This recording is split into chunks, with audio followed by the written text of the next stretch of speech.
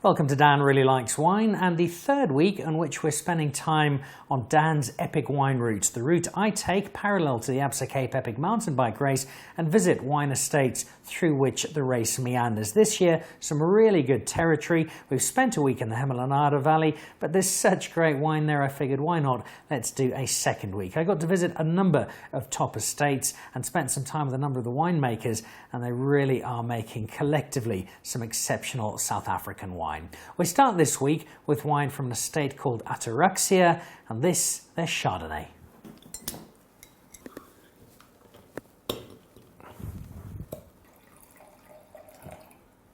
There's a slightly bumpy road to get to Ataraxia when you head off the Hemel-en-Aarde Valley road, and when you get there you almost think you're at a church. It's a beautiful building, very striking, set against a mountain or against the rich blue sky, which was the case when I was there. When you head in, very modern design, very funky, a lot of fun. And then there's the wine. They don't make a huge amount of it, it's a fairly limited range, but what they do make is wine that is celebrated right around the world. The Ataraxia name, one of many South Africans that is catching international eyes. And their Chardonnay in particular has got some very, very good responses from different parts of the world. It's a wine they're extremely proud of, and they'll tell you so when they arrive, and that's absolutely fine. If you're doing something well, celebrate it. That's what Ataraxia do, and when you drink it, it's hard not to share their opinion that they got something quite special going with this.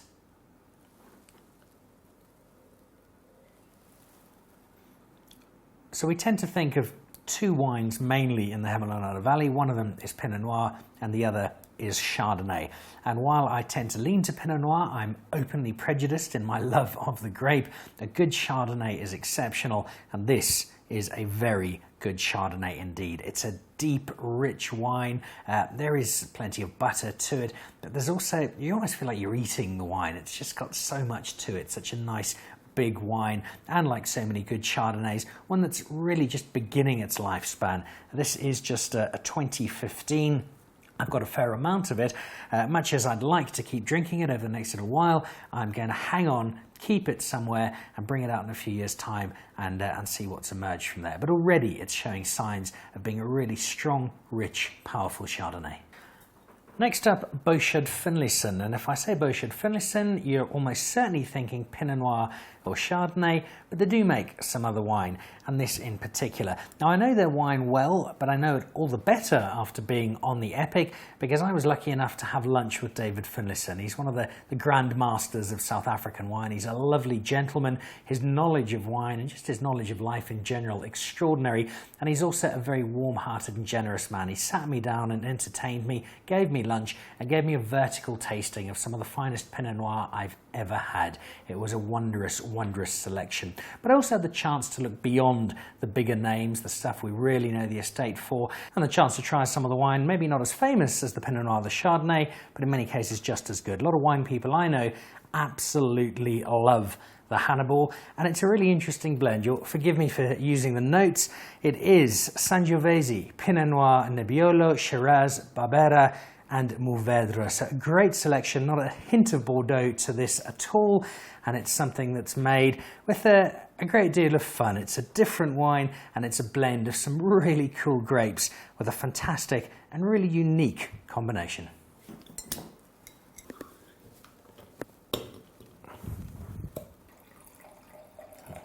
The French and the Italians don't always get on, but in this case I think the relationship is more than amiable. The French grapes, the Italian grapes coming together in an anti-Bordeaux collective.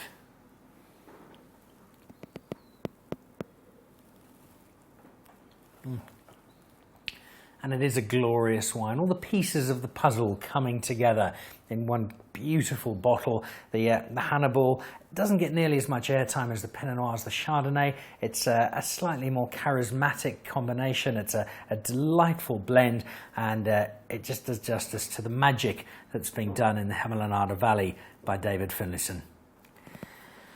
Then on to Whalehaven. You'll remember last week we mentioned Hermanus Peter's Fontaine. this is in the same little wine village just as you're coming into Hermanus or when you're starting off on the Hemel-en-Aarde Valley road. So if you're doing 2 days, maybe this is a good spot to kick off with, or perhaps on your way home. A nice big range of tastings. They've got some really interesting wine, very friendly team in there, and the wine that they make covers a whole range, including this, a Cabernet Franc, and we're seeing more and more Cabernet Franc in South Africa. A big Cabernet Franc festival happened just a few weeks ago, and the celebration of the grape as it comes into its own is only good for the variety of South African wine.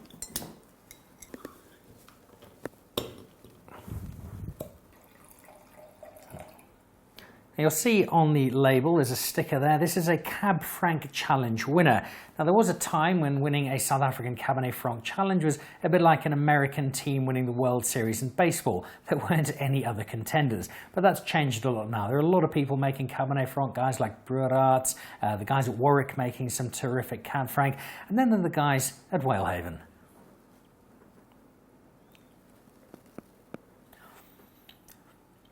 Cabernet Franc can be a little bit of an acquired taste. It's a slightly different grape. There's a spiciness to it, and sometimes it can be ever so slightly abrasive on the palate, but I like what it does. It's a wine that comes out, it makes a point, and it really speaks to me in particular. It's not something I drink all of the time, but when I do have a bottle of Cabernet Franc, it's a really nice change of tone from a lot of the other wine I might normally drink. It's got some richness to it, some depth to it, a lovely big colour, and sitting at 7 years old, it's a Cabernet Franc that just reinforces the belief that this is yet another varietal that South Africa is doing really nicely. And then to wrap up our time in the Hemel-en-Aarde Valley, one of my favourite places to visit. I first went to Creation a number of years ago. I travelled with Bob Skinstad, the former Jam Boys rugby player, and he took me in to meet Caroline, to meet JC, and to try their wine. And it's wine I'd had many times before, their Pinot Noir in particular quite glorious, the art of Pinot Noir magnificent, and their Pinot Noir and their Chardonnay are as celebrated as their menu. They make terrific food out there, and if you get the chance to head out, they do an 8-course food pairing menu that does so much to bring out the different senses of flavour and sensation of their different wines. It's very cleverly done. But the Pinot Noir and the Chardonnay aren't the only wines they make. There's a great range, and just as we saw a little earlier with Hannibal at Bouchard Finlayson, so at Creation, it's well worth trying out some of their other wine. I think they're doing wonderful things with Merlot at the moment. And then there is this, the Syrah Grenache blend from the Martin team out at Creation, bringing together 2 grapes that complement each other so nicely and produce a delightful blend.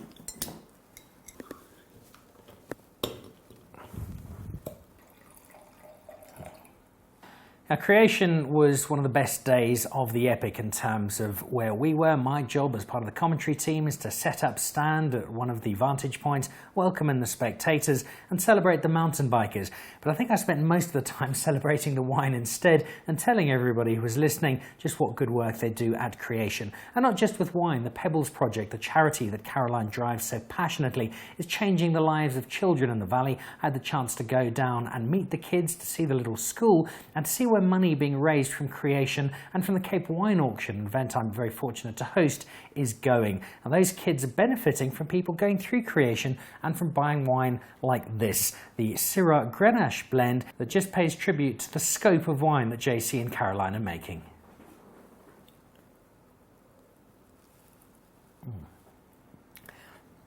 Strange words and feelings often pop into your head when you're tasting wine, and there's almost a wickedness to this blend. You can feel the naughty grin as it's put together, that spicy Syrah, the Grenache softening it out. It's just such a great combination. They do so nicely out at Creation in taking advantage of where they are, the types of grapes they create.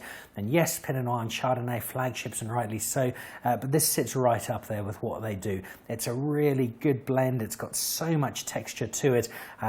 I delight in drinking this wine, and I think there'll be a lot more of it flowing through my cellar.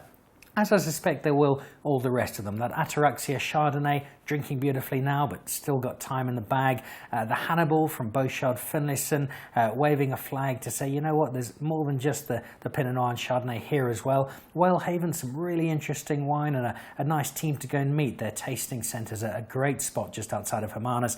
And then Creation. Caroline and JC are warm and engaging hosts. Their food pairings are terrific, but it's the wine that holds sway on this very much atop the wines they make. So that's another week spent in the Hemel-en-Aarde Valley, part of the Absa Cape Epic and Dan's epic wine route.